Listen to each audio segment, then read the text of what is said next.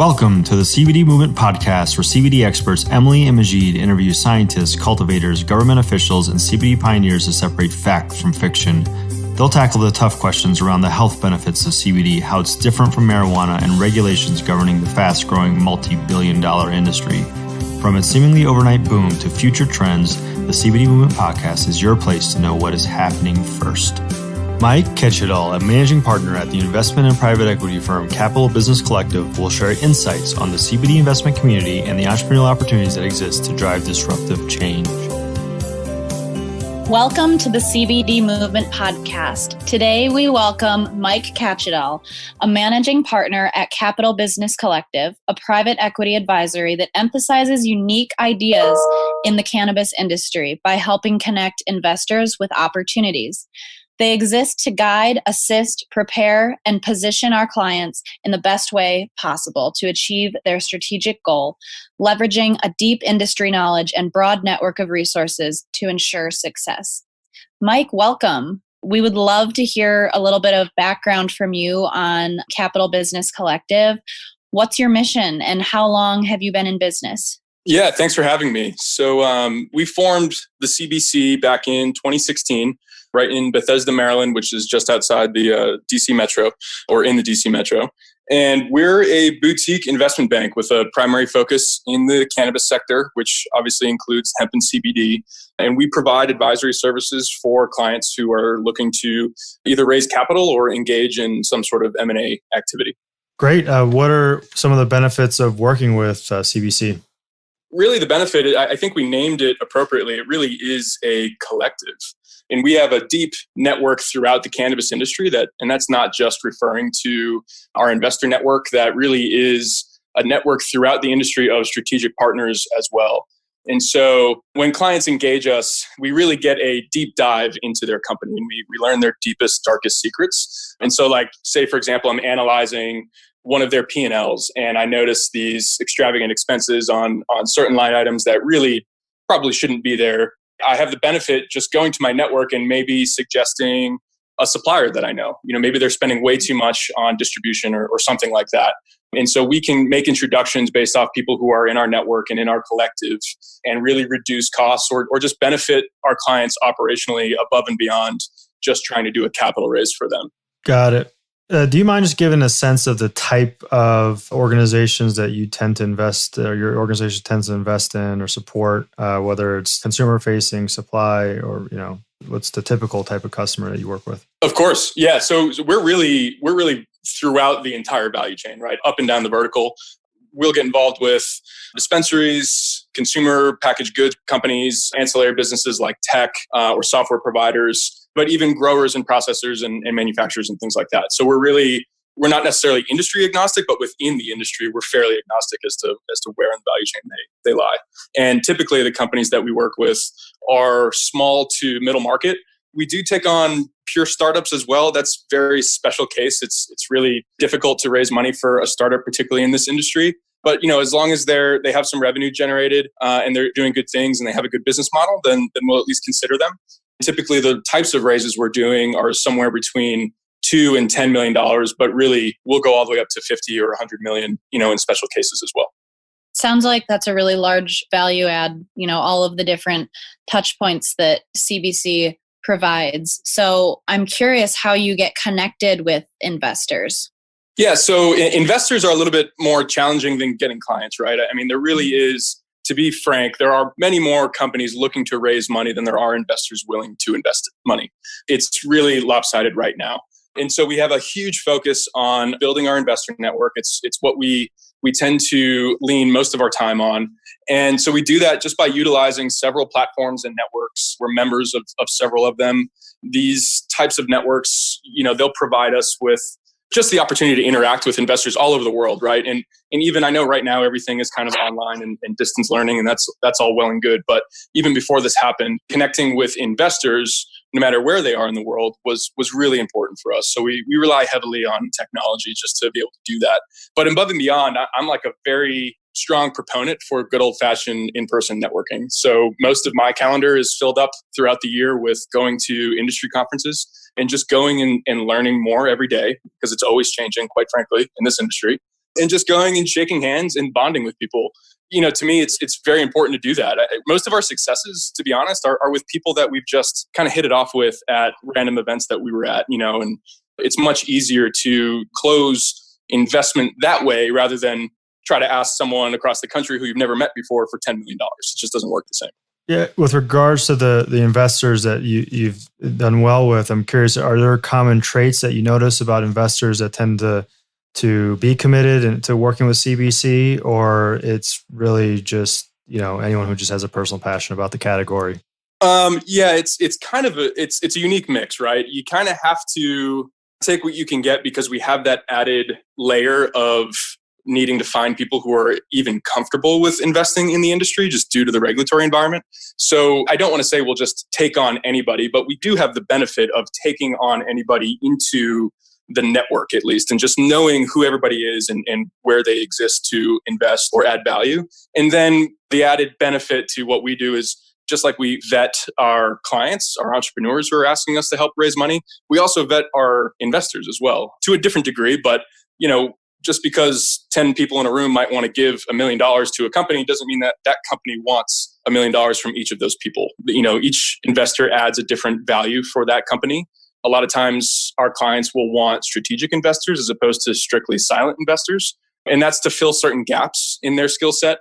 So if they need someone that's got a broad knowledge of distribution because they're a consumer packaged goods company, then they're going to want the $1 million from that guy instead of the other guy who maybe is more of a marketer and they don't really need marketing. So yeah, we'll take them all in and we'll get to know everybody, but it's still an extra step to match them to the right opportunity. That makes sense. And then from just looking at the other side of that equation, when you have either entrepreneurs or small businesses coming to you and saying, "Hey, we want to play in this category, this industry," where do you see the opportunity to provide a value add that investors are going to be willing to double down on? Is there an area where there's opportunity for innovation and business model creation?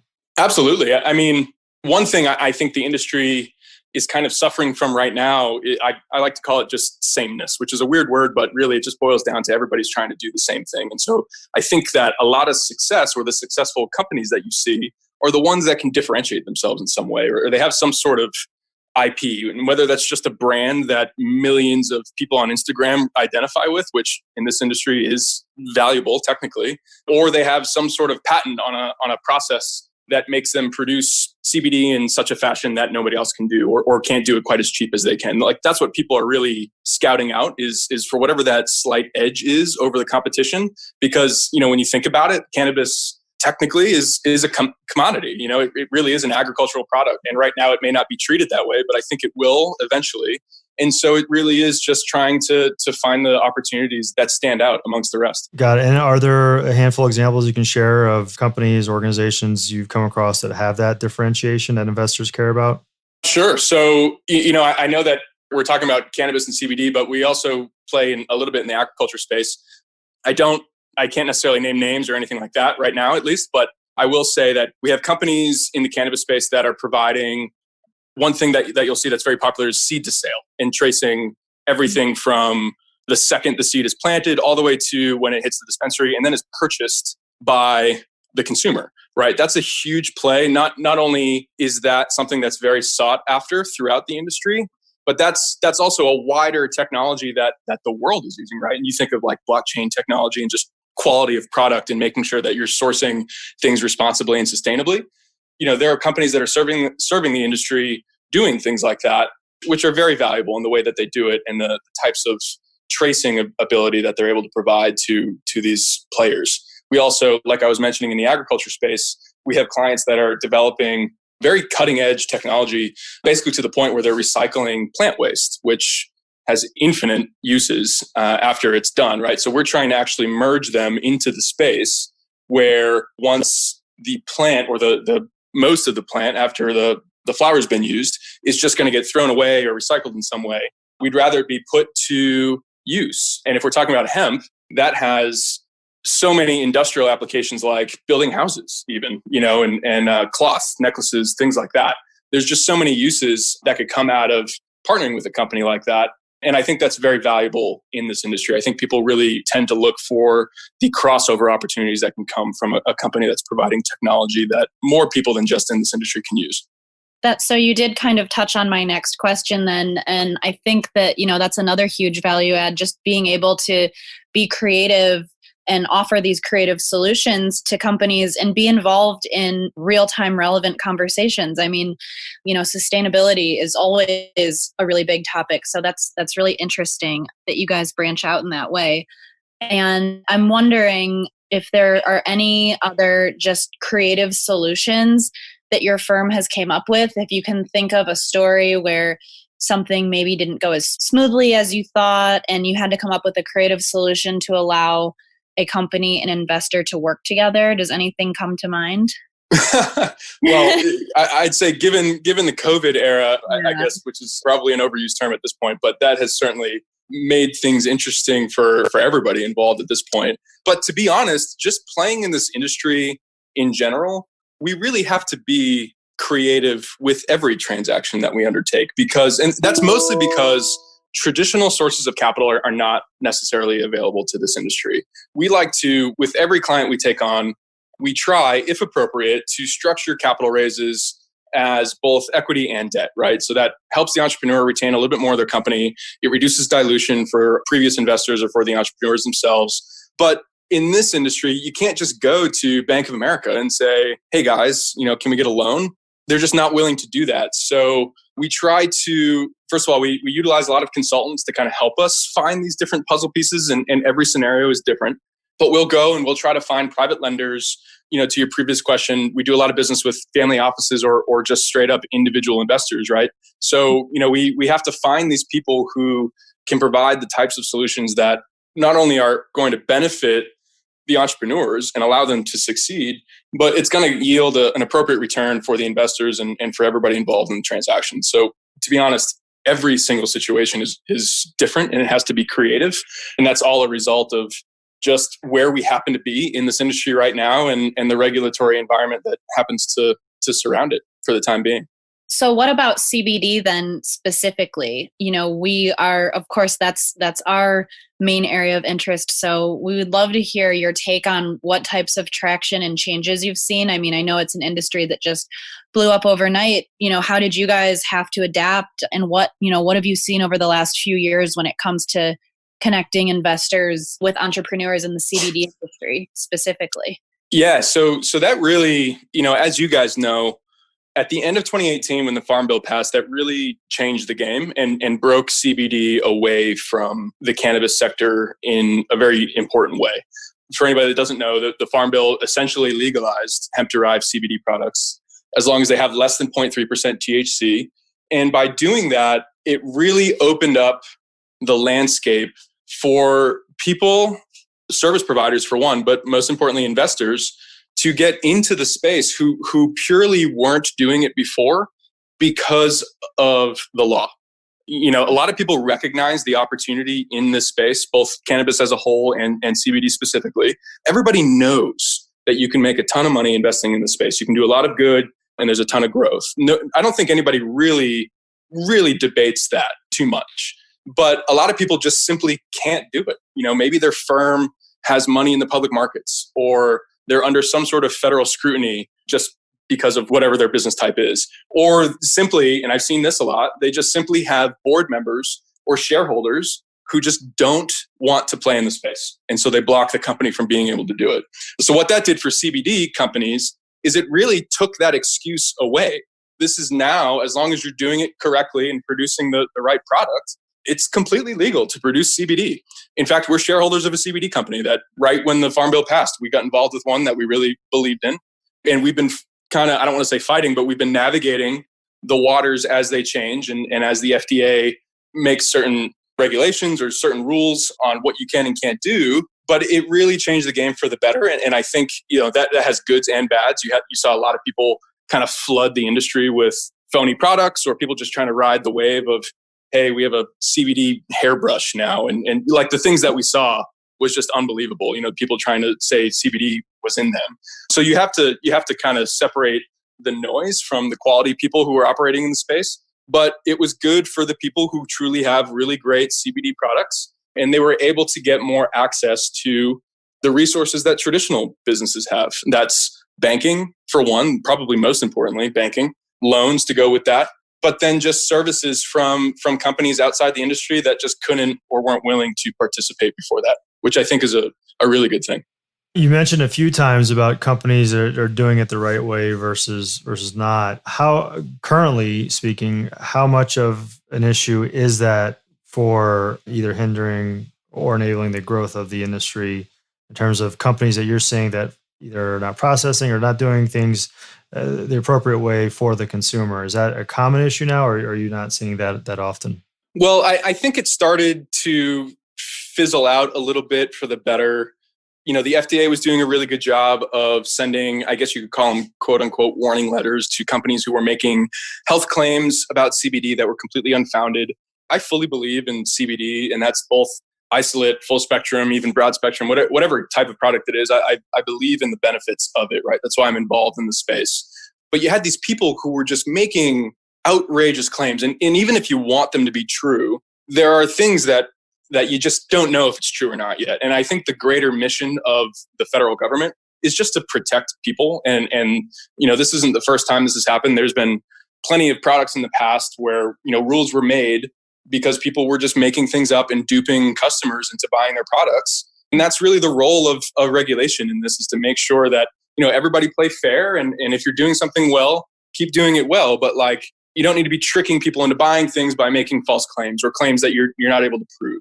And I think that's where we're at right now. And I think it fizzled out a little bit, but now you see, unfortunately, with the coronavirus situation happening, is the FDA just started issuing, I think just a few days ago, another round of warning letters to people who were saying that, CBD can cure or prevent you from getting the coronavirus. And it's like, if that were true, and I don't know if it is or not, that's fantastic. But you don't know that, you can't prove that. And you don't want to bet someone's life on that if you can't prove it. Yeah, that's ridiculous. Exactly. And I think in that way, regulation is good. We need to protect consumers from being duped. But, that's just what we're seeing in the industry right now. And I think they're doing a good job of putting a stop to people making those claims. But as I said, even for us, we have to be careful of the claims we make. I think, what is it? The last count was 500 or 600 different CBD companies in the US alone. Most of them popped up after that farm bill passed. And it's hard to differentiate between any of them because there's only so many ways to make CBD different from another company doing it. And you just don't know. You just don't know what you're getting. And the companies that are doing it right, they're protecting themselves by being completely transparent. They're posting certificates on their website so that people know what product they're getting. And they're just being honest. And to differentiate from the rest of the people in the space is difficult. You need to be successful. You need to make money. You need to advertise. And so people really have to be careful on how they do that. And that's kind of where they're at now. Certainly. One last question for me. You mentioned earlier the importance of technology to track from seed to sale and how there may be an opportunity around the biomass side of the industry. Do you know by chance what percentage of biomass is just basically discarded versus actually repurposed for other uses? I don't know a number off the top of my head, but I did read an article probably a year and a half ago about the massive opportunity that awaits in the waste management of biomass. I want to say it's got to be over 90%, probably close to all of it is just thrown away, right? And that also is attributed to the fact where there's only, I think there's, and I'm thinking back to this article, I think there's only 3 different ways that you can dispose of cannabis biomass or biowaste. And it's very, very regulated, right? So if you're in a grow and a plant fails for some reason or gets infected or just gets broken or whatever it is, right? They can't use the plant throughout the rest of the process. Even that plant has to be tagged and logged and traced throughout its destruction process. And the government, whatever state they're operating in, is going to check those logs. And so if you're a company picking up that biowaste, you have to be, regulated or licensed by the state to be able to handle that biowaste. And so I don't know exactly, but I think it's most of the biowaste really just gets discarded or composted in some way with some mix of some chemical. I don't know exactly what it is, but there's a tremendous opportunity because that is really the landscape right now. If everything's just getting thrown away, but you have all of this biowaste that could be recycled and reused into something else. That's like being the waste management of cannabis. You pick all that up, you recycle it and turn it into something else. And there's a whole other industry sector there that really hasn't even taken off yet. And I don't think many people even know about it. Yep. That's so interesting. I don't think that, that's not really talked about. So I think that that's something that maybe we'll see more of in the next 5 years. But Mike, if you had to predict, what would you expect the next 5 years to look like for entrepreneurs and investors alike in the cannabis industry? Yeah, so I think I'm very optimistic about the future, particularly in the next 5 years. I think particularly with the passing of the Safe Banking Act in the House, at least, it hasn't been signed into law. But that really set the tone. It was, the first piece of legislation to really make it this far, which is primarily for, allowing for banking practices in the industry, which is a whole other topic that is going to benefit the industry. But because of that, I think that really set the tone for future legislation. We've seen that with the States Act and the MORE Act and things like that. But I don't think, regardless of how you feel politically or what party you belong to or what party's in power, I don't think we could reverse progress that we've made on legislation for the cannabis industry. I think it's only going to get closer and closer to legalization at the federal level. To be honest, I think it'll be soon, probably within the next few years, that it'll be federally legal. And I think that's a good thing for everybody. Like I said before, the amount of investors who are simply not in the space because of regulation is tremendous. And I think as soon as that wall comes down, there's going to be a bunch of people that are at least willing to. Now whether or not they do, or how picky they are about their investments or the type of companies that they want to invest in, that's a whole other story. But at least they'll be able to from a corporate standpoint. They won't be under the scrutiny. Well, they'll still be under the scrutiny of board members and shareholders. But at least now those board members and shareholders can't say, well, it's illegal. So no, the answer is no matter no matter how you feel. Now it's like, it's not illegal anymore. And so there's going to be a lot more investment in the space. And I think for entrepreneurs, I think that's a huge deal because, what we've seen over the last year and even before the pandemic was a lot of consolidation in the industry. You have a few major players, some multi-state operators who are really just neck and neck and trying to compete with each other. And so they're doing that by rolling up these small companies that have very strategic IP, whether that be patents or technology or just a recognizable brand that people love. And they scoop up those companies and they roll them up into their portfolio and then they continue to grow and compete with their competitors. But what that means for these new entrepreneurs is that if you do the right thing and do a good job differentiating yourself when you're starting up, you're ripe for acquisition, which quite frankly, is what every entrepreneur wants. They want an exit. They want to do something really, really great, and they want to exit and make a ton of money from it, right? And move on to the next thing. And I think that that's exactly what we're going to see as the laws continue to improve for the industry. Well, thank you so much, Mike, for joining us. It's been so insightful to talk to such a true innovator, and we respect and thank you for all that you're doing for our industry. So for our listeners, if you're an entrepreneur who needs guidance or an investor who would like to be connected, be sure to check out Capital Business Collective. Thanks again, Mike. This has been great. Thank you. Yeah, thank you very much for having me. I appreciate it.